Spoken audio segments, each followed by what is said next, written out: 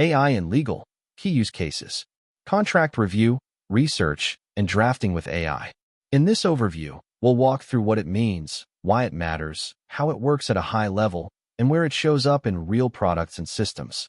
By the end, you'll have a clear mental model of AI in legal, key use cases, and how it fits into the broader AI landscape. Let's get started.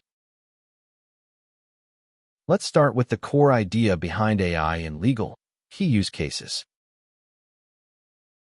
Here's the essentials of AI in legal, key use cases in plain language, what it is, and why it was introduced.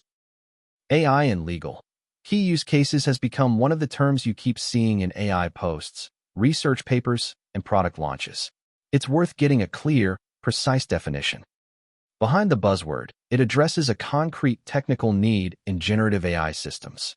It didn't appear for marketing reasons.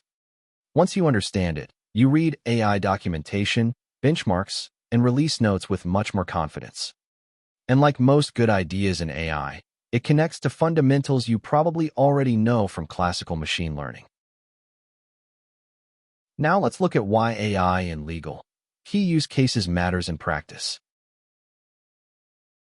Here's where AI in legal, key use cases shows up in real products, teams, and everyday conversations. AI in legal, key use cases shapes how modern AI products are designed, measured, and improved over time. It's part of the decision set for every serious AI team. You'll see it in job interviews, architecture discussions, and product reviews. Being fluent in it is part of the basic vocabulary now. It influences the practical trade-offs around cost, output quality, safety, and response speed, the dimensions that matter most in production. Understanding it helps you ask sharper questions, push back on marketing, and make smarter decisions about where to invest your AI efforts. Let's recap the key takeaways on AI in legal, key use cases, and what to do next.